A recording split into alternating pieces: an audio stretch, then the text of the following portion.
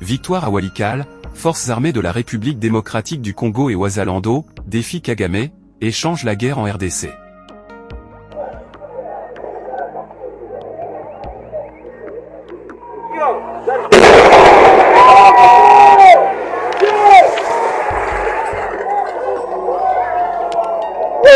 Hatari, hatari, hatari.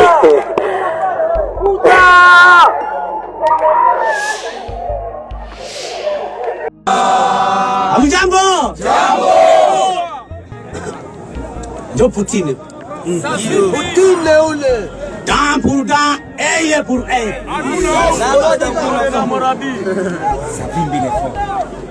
Nakuwa kwetu.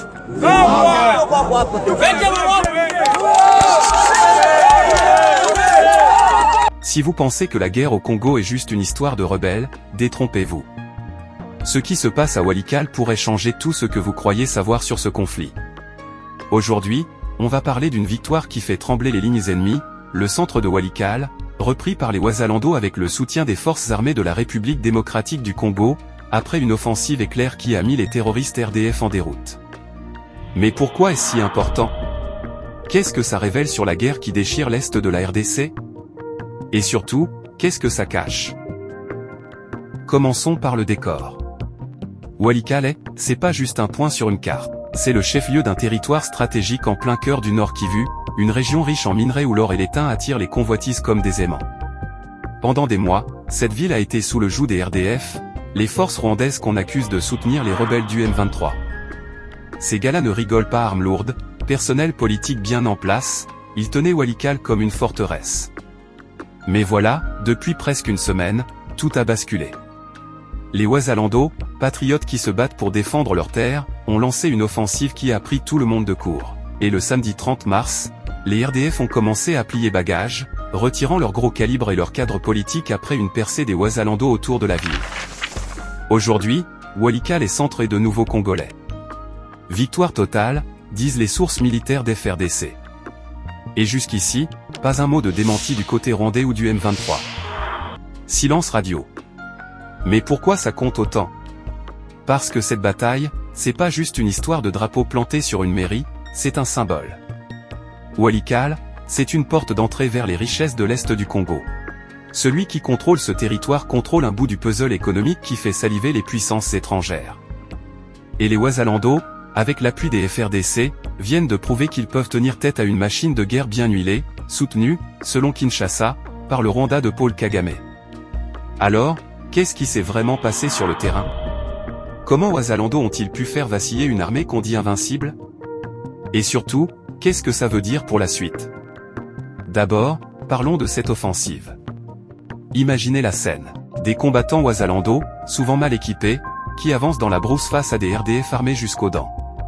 Pendant des jours, ils ont harcelé les positions ennemies, coupant les lignes de ravitaillement, frappant là où ça fait mal, et puis, il y a eu ce moment clé, autour du 30 mars, où ils ont percé les défenses autour de Walikale.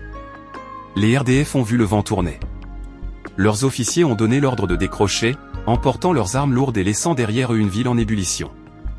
Les FRDC, l'armée régulière congolaise, n'étaient pas en reste. Des sources militaires parlent de frappes aériennes précises.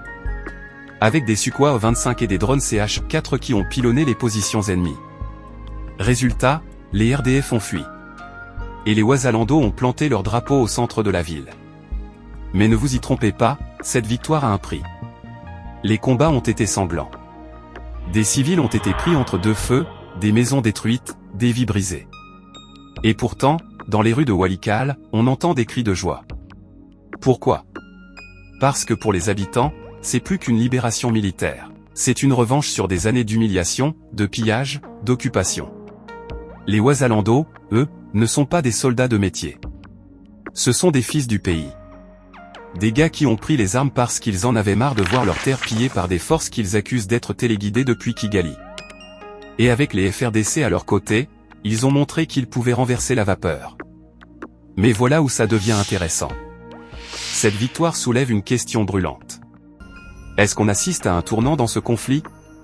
Parce que les Wazalando ne s'arrêtent pas là. Dans le sud Kivu et le nord Kivu, ils continuent d'infliger des pertes lourdes aux RDF. Des embuscades, des raids éclairs, ils frappent comme des guêpes et les Rwandais, malgré leur puissance, semble perdre du terrain. Alors, est-ce que Kagame, le grand stratège de la région, est en train de perdre la main, ou est-ce qu'il prépare une contre-attaque qui pourrait tout changer? Pour comprendre ça, il faut zoomer un peu en arrière. Le conflit dans l'est du Congo, c'est une cocotte minute qui bout depuis des décennies. D'un côté, vous avez la RDC, un géant aux pieds d'argile, riche en ressources, mais miné par la corruption et une armée souvent désorganisée. De l'autre, le Rwanda, petit mais redoutable, accusé par Kinshasa et l'ONU de soutenir le M23 pour garder un pied dans les minerais congolais. Et au milieu, des Wazalando, qui oscillent entre héros locaux et groupes incontrôlables. Pendant longtemps, les RDF et le M23 ont eu l'avantage. Ils ont pris Goma, Bukavu et même Walikale, avançant comme un rouleau compresseur. Mais là, quelque chose a changé. Les Wazalando, appuyés par une FARDC qui semble enfin se réveiller, ont repris l'initiative. Et ça, personne ne l'avait vu venir. Alors, qu'est-ce qui a fait la différence? D'abord, l'unité. Les Wazalando et les FARDC, souvent en désaccord, ont mis leurs différends de côté pour frapper ensemble. Ensuite, la tactique. Plutôt que de se lancer dans des batailles frontales perdues d'avance, ils ont joué la guérilla, frappe rapide, repli stratégique et puis ce coup fatal autour de Walikale. Et enfin, le moral. Les Wazalando se battent pour chez eux. Chaque colline, chaque village, c'est leur sang, leur histoire. Face à eux, les RDF, même bien entraînés, commencent à montrer des signes de fatigue. Les désertions se multiplient, les officiers doutent. Et quand vos hommes ne croient plus en la cause, même les meilleures armes ne suffisent pas. Mais attention, ne crions pas victoire trop vite. Les RDF ont plié, mais ils n'ont pas rompu. Retirer leurs armes lourdes et leur cadre politique de Walikale, ça peut vouloir dire deux choses. Soit ils battent en retraite pour de bon, soit ils se réorganisent pour revenir plus forts. Et puis, il y a Kagame. Cet homme n'est pas du genre à lâcher prise. À Kigali, on murmure qu'il pourrait envoyer des renforts.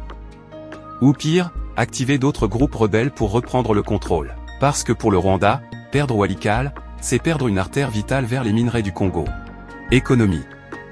Mais là, il vacille. Les Wazalando, ces gars qu'on prenait pour des amateurs, ont montré qu'ils pouvaient le faire saigner. Et si d'autres Wazalando, d'autres régions, suivent leur exemple? Si les FRDC se réveillent, pour de bon. Alors, ce qu'on voit à Walikale, c'est pas juste une ville reprise. C'est peut-être le premier domino qui tombe. Mais ne rêvons pas trop. Kagame n'est pas fini. Il a des alliés, des ressources, et une détermination en acier. Et les Wazalando, aussi courageux soient-ils, ne peuvent pas gagner cette guerre seuls. Alors, où va-t-on à partir de là? Vers une paix fragile, négociée à coups de pourparlers à Doha ou ailleurs?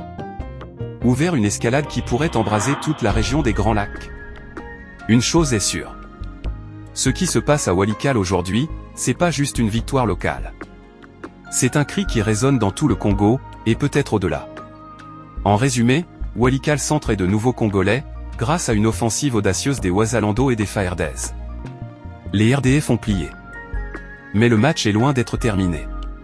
Cette bataille montre que le vent peut tourner, même face à une puissance comme le Rwanda. Mais elle pose aussi des questions. Qui tire vraiment les ficelles? Et surtout, qui paiera le prix de la prochaine manche? Parce qu'au Congo, chaque victoire a un goût amer, teinté de sang et d'incertitude. Ce qui est certain, c'est que cette guerre est loin d'être finie. Et ce qu'on voit aujourd'hui à Walikale pourrait bien être le prélude à quelque chose de beaucoup plus grand. Si vous avez trouvé ça captivant, attendez de voir ce qui se trame dans les coulisses de ce conflit. Cliquez sur la vidéo suivante pour découvrir les secrets que les puissances étrangères ne veulent pas que vous sachiez. Le protocole invite votre Excellence à bien vouloir prendre la parole pour votre discours solennel d'ouverture. Mesdames et messieurs, le 2 août 2023, je préside, non sans émotion et chagrin, mais surtout avec détermination et résilience, les premières commémorations nationales J'ai l'occasion, journée solennelle dédiée à la mémoire des dizaines de millions de Congolaises et Congolais victimes au cours des dernières décennies, d'actes indestructibles, de barbarie et de cruauté. Ces actes, orchestrés par certaines puissances régionales et leurs complices internes, ont été motivés uniquement par leur obsession à exploiter illégalement et contre nos intérêts les ressources naturelles de notre pays, à occuper nos terres par la destruction ou la déportation forcée de certaines. Et ça, Kagame ne l'acceptera pas facilement. Et si on creuse encore plus loin? Certains disent que cette victoire des Wazalando cache un jeu plus grand. Les FRDC ont utilisé des drones et des avions de combat. D'où viennent ces joujoux? La RDC n'est pas connue pour son arsenal high-tech. Est-ce que des puissances étrangères, la Chine, la Russie ou même des alliés africains ont mis la main à la pâte?